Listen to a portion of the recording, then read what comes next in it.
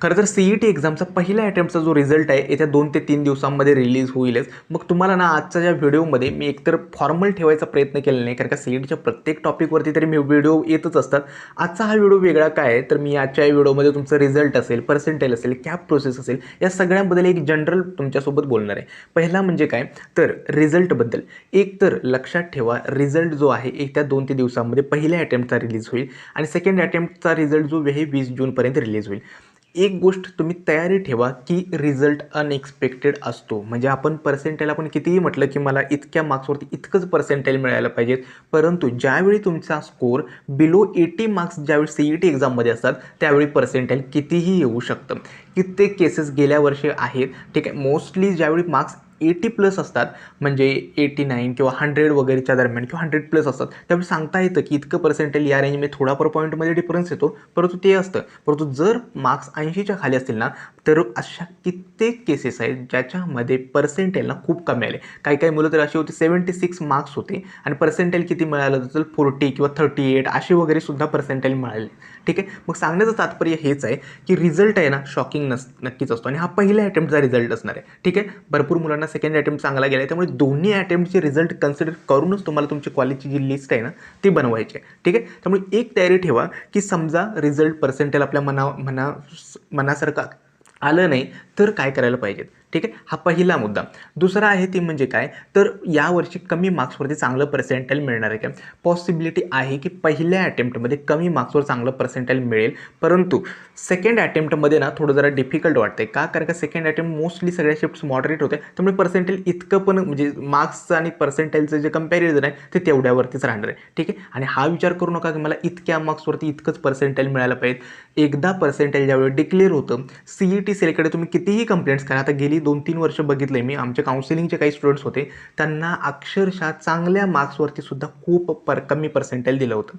ठीक आहे, मग आम्ही त्या स्टुडंट्ससाठी वगैरे ना त्यांच्या CETच्या साईटवरती त्यांना त्यांच्या आन्सर की ईमेल्स वगैरे भरपूर सेंड केले, परंतु CET सेलने या गोष्टी काही कन्सिडर नाही केल्या. त्यांनी इतकं सांगितलं की हा आमचा पर्सेंटाईल कॅल्क्युलेट करायचा फॉर्म्युला आहे, त्यामुळे त्यांनी इतकं सांगितलं की हेच फायनल असणार आहे. ठीक आहे, त्यामुळे असं नाही की एकदा आन्सर कीमध्ये तुम्हाला चेंजेस करता आले होते की ऑब्जेक्शन्स वगैरे, आणि एकदा रिझल्ट डिक्लेअर झाला की तुम्हाला ऑब्जेक्शन्स किंवा त्याच्यामध्ये चेंजेस काहीही होणार नाहीत.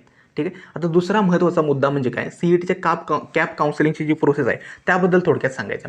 एक म्हणजे कॅप काउन्सिलिंग प्रोसेस आहे ना, युजली रिझल्ट नंतर ना खूप वेळाने स्टार्ट होणार आहे. जवळजवळ 1 आठवडा किंवा 10-12 दिवसांनी ती स्टार्ट होते, त्यामुळे लवकर स्टार्ट होईल असं काही नाही आहे. आणखीन कॅप काउन्सिलिंग प्रोसेसमध्ये थोडं सांभाळून राहा. म्हणजेच काय, तर जागरूक राहणं खूप गरजेचं आहे. आता तुम्ही जर बघाल तर तुमचाच रिझल्ट जसा डिक्लेअर होईल ना, वेगवेगळे काउन्सिलर्स, कॉलेजेस, ठीक आहे, प्रायव्हेट युनिव्हर्सिटीज, त्यांचे मेल्स, कॉल्स, व्हॉट्सॲप मेसेज, हे सगळं तुम्हाला स्टार्ट होईल की आमच्या इथे या ॲडमिशन करून देतो आम्ही, तुम्हाला या टॉप कॉलेजमध्ये डायरेक्ट सीट मिळवून देऊ. ठीक आहे, आमच्याकडे फक्त इतक्या कमी अमाऊंटमध्ये तुम्हाला या कॉलेज आम्ही कन्फर्म देतोय. या सगळ्या गोष्टी सुरू आहेत. आता कित्येक एक लातूरचे पेरेंट्स आहेत. ठीक आहे, एका काउन्सिलरने काय सांगितलं त्यांना, एजंटनं, की तुम्ही आम्हाला 25,000 टोकन अमाऊंट द्या, आम्ही तुमचं पर्सेंटाईल खूप कमी आहे, कारण का त्यांना आय गेस 62 समथिंग मार्क्स आहेत, मग त्याच्यावरती पुण्यामध्ये तुम्हाला एक विश्वकर्मामध्ये ॲडमिशन मिळून देतो. आणि त्या पालकांनी काउन्सिलिंगच्या ज्यावेळी मला विचारलं की सर असं असं ते म्हणतायत, ठीक आहे, आणि कॉलेजची डोनेशन नाही, फक्त कॉलेजची टोटल फी 3,70,000 समथिंग आहे, तेवढी भरा म्हणतायत. ठीक आहे, ज्यावेळी बघितलं तर ते फक्त त्यांना विश्वकर्मा युनिव्हर्सिटी जी VU आहे त्याची सीट ते ऑफर करत होते. ठीक आहे, आता त्याच्यासाठी जर ते ॲडमिशनसाठी पैसे घेत होते, कारण का जर तुम्ही त्यांच्या वेबसाईटला अप्लाय केलात ना, 100% तुम्हाला सीट मिळणारच आहे. प्रायव्हेट युनिव्हर्सिटीज कुणालाही नाराज करत नाही, सगळ्यांना सीट्स देऊनच टाकतात. ठीक आहे, मग त्यासाठी ते काउन्सिलर चार्ज करत होते. मग अशा सिच्युएशन आपल्यासोबत होतात, लक्षात ठेवा. त्यामुळे जागरूक राहा.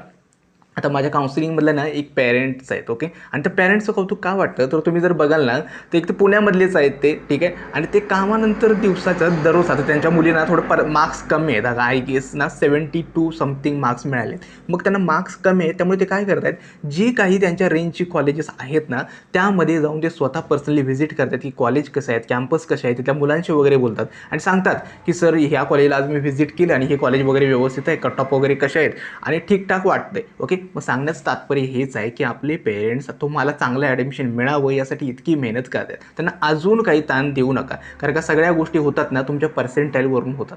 आणखीन आपल्या मित्राने एका ठिकाणी चांगलं डोनेशन भरून एक्स्ट्रा पैसे देऊन प्रायव्हेट युनिव्हर्सिटीमध्ये ॲडमिशन घेतले, मलाही तिथंच हवं आहे असा हट्ट वगैरे काही करू नका. लक्षात ठेवा ही कॅप काउन्सिलिंग येणं खरंच खूप गरजेचं आहे. मी पालकांना मुलांना प्रॉब्लेम कुठे होतं सांगतो.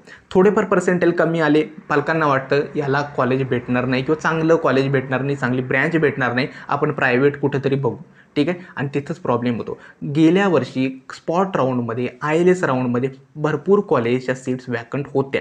ठीक आहे, आता टॉप कॉलेजमध्ये असं म्हणणार नाही की मी VIT PICTमध्ये डायरेक्टली तुम्हाला 70% परंतु जे Tier 2चे कॉलेजेस आहेत तिथंसुद्धा खूप सीट्स वॅकंट होत्या. नंतर कॉलेजेस तर काउन्सिलिंगची जी मुलं होती ना त्यांना फोन करून सांगत होते आमच्या इथे सीट्स वॅकंट आहेत, या आणि ॲडमिशन घ्या, तुम्हाला डायरेक्ट आम्ही महाडीबीटीचं कन्सेशनसुद्धा देऊ. मग अशा गोष्टी होतात. फक्त तुम्हाला काय आहे, थोडा पेशन्स ठेवा. कमी मार्क्स आले घाबरून जाऊ नका. ठीक आहे. आता आणखीन एक महत्त्वाचं म्हणजे काय, आता काउन्सिलिंग रिलेटेड आता आमच्यासुद्धा काउन्सिलिंगची जी रजिस्ट्रेशन्स आहेत ना स्टार्ट आहेत. ज्यांना पर्सनल काउन्सिलिंग बॅचमध्ये एनरोल करायचं आहे नक्की एनरोल करा. डिस्क्रिप्शनमध्ये आणि कमेंट बॉक्समध्ये मी लिंक वगैरे दिलेलं आहे. ठीक आहे. आता काउन्सिलिंग वेगळी काय एक सांगतो. सगळ्यात पहिलं तुमचं ॲडमिशन कन्फर्म होईपर्यंत तुम्हाला डाऊट सपोर्ट भेटतो. डायरेक्टली कॉल्सवरती किंवा व्हॉट्सॲपवरती तुम्ही मला तुमचे डाऊट्स विचारू शकता. दुसरं आहे तुमची personalize college list. Result declare झाल्यानंतर तुमची पर्सेंटाईल, कॅटेगरी, तुम्हाला कॉलेज ब्रँच कुठे हवी याची सगळी माहिती आम्ही तुम्हाला देतो. तुम्हाला कुठली कॉलेजेस मिळू शकतात यानुसारच तुमची कॉलेजची लिस्ट पर्सनल दिली जाते. असं नाही की एकच लिस्ट सगळ्यांना सर्क्युलेट वगैरे होते. प्रत्येकाची कॉलेज लिस्ट वेगळी आणि पर्सनल असते. तिसरं असतं लाईव्ह सेशन्स. लाईव्ह सेशन्स म्हणजे काय तर CETच्या प्रत्येक स्टेपनुसार कॅप रजिस्ट्रेशन असेल, डॉक्युमेंट व्हेरिफिकेशन असेल, ऑप्शन फॉर्म फिलिंग असेल, प्रत्येक स्टेपला आपल्या झूम मीटिंग्स होतात ज्याच्यामध्ये फॉर्म फिलिंग वगैरे ह्या सगळ्या गोष्टी सांगितल्या जातात. आणि इतकं काही अवघड नाही आहे, तुम्ही स्वतः घरून सुद्धा या गोष्टी करू शकता. ठीक आहे. त्यामुळे लाईव्ह सेशन्स आहेत. आता सध्या तरी आमचे लाईव्ह सेशन्स हळूहळू स्टार्ट झालेत. त्यामुळे ज्यांना एनरोल करायचं लवकरात लवकर एनरोल करा. ठीक आहे. त्यानंतर आहे स्पॉट ॲडमिशन आणि इन्स्टिट्यूट लेवल गायडन्स, ज्याच्यामध्ये कोणत्या कॉलेजमध्ये किती सीट्स वॅकंट आहेत, तुम्हाला अप्लाय केलं पाहिजेत का, कट ऑफ कितीनं कमी होऊ शकतो या रिलेटेड इन्फॉर्मेशन दिली जाते. आता काउन्सिलिंगची प्राईस आहे ना, ठीक आहे, 2500 इतकी प्राईस आहे. ज्यांना एनरोल करायचं आहे ना नक्की एनरोल करा.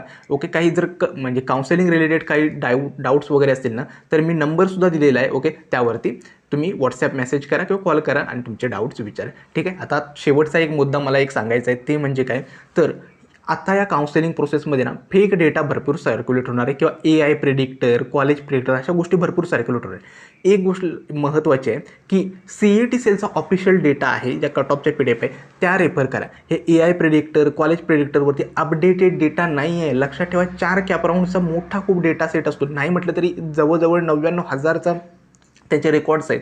मग इतका रेकॉर्ड्स त्यांच्या डेटाबेसमध्ये अपडेट आहे की नाही हे आपल्याला माहिती नाही. त्यामुळे काळजी काय घ्या, या कट ऑफवरती विश्वास ठेवू नका. जी कॉलेजेस दाखवतात ना एक तिथे रँडमली कॉलेजेस असतात. ठीक आहे. त्याच रेंजमध्ये एक्झॅक्ट कट ऑफ वेगळा असतो. दुसरा आहे CET सेलच्या ऑफिशियल कट ऑफच्या PDF यूज करा. आणखी नाही की आता ह्या काउन्सिलर्स वगैरे जर बघाल ना भरपूर काउन्सिलर्सचं कॉलेजसोबत टायअप वगैरे असतं की सर आम्ही तुम्हाला हेच कॉलेज देऊ, हे चांगलं आहे वगैरे वगैरे वगैरे सगळ्या गोष्टी फक्त कॉलेजच्या म्हणजे कॉलेजच्या बिल्डिंग्स मोठमोठ्या बघून किंवा कॉलेजला मोठं NAAC NABA सारखे ॲक्रिडेशन मिळाले, मोठ्या ग्रेड्स मिळाल्या, त्याचं झिरो व्हॅल्यू आहे. लक्षात ठेवा. असे कित्येक पुण्यामध्ये कॉलेजेस आहेत.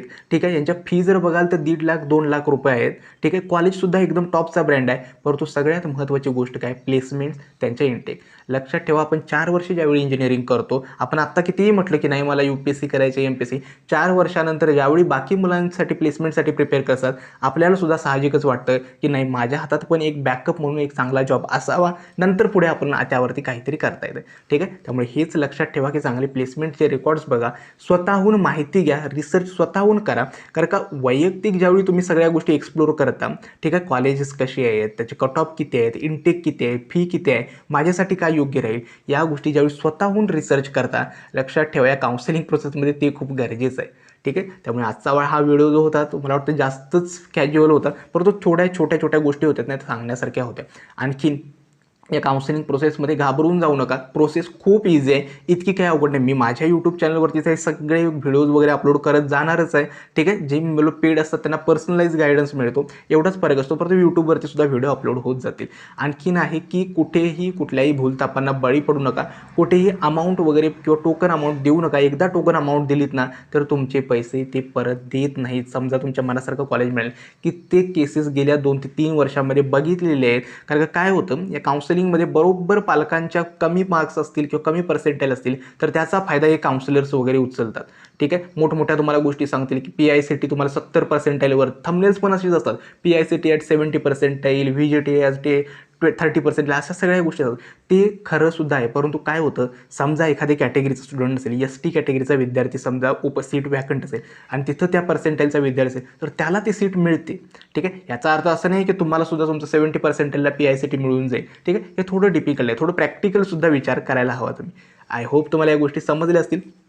छोट्या छोट्या सिंपल गोष्टी होत्या. ज्यांना पर्सनल काउन्सिलिंगमध्ये एनरोल करायचं आहे नक्की एनरोल करा. बाकी काउन्सिलर सगळं तुमच्या कमी पर्सेंटाईलवरती सुद्धा महाराष्ट्राला टॉपचं कॉलेज मिळवून देऊ असं काही सांगणार नाही. तुमच्या पर्सेंटाईलला, तुमच्या कॅटेगरी या सगळ्याचा विचार करून जे काही महाराष्ट्रामध्ये चांगलं कॉलेज, चांगली ब्रँच आहे ते मात्र आम्ही तुम्हाला मिळवून देऊ. ठीक आहे, आजचा हा व्हिडिओ मी इथेच थांबवतो. धन्यवाद.